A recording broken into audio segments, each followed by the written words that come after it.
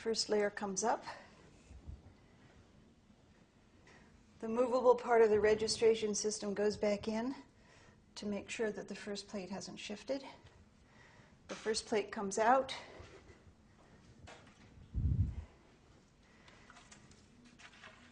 The second plate goes in.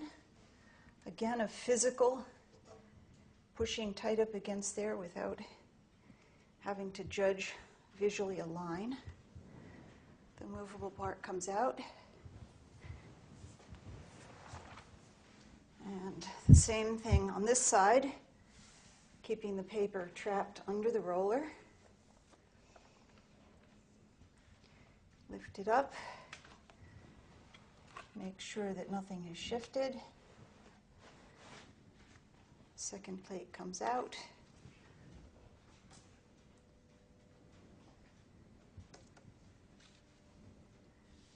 And the third plate goes in.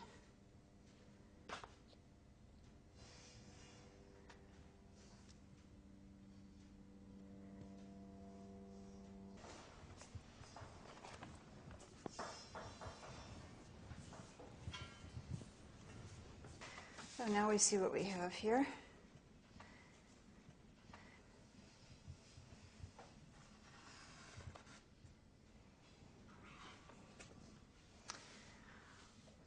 So that's an example of a carborundum collagraph with viscosity rolls, monotype plate put on top. I can decide now to overprint it again. The registration system has given me pretty perfect registration there. Some dirty parts on the edge. I'll just get a damp rag and clean up the borders. I can also do this later with a document cleaning bag, but it works pretty well just to do it with a damp rag right after printing.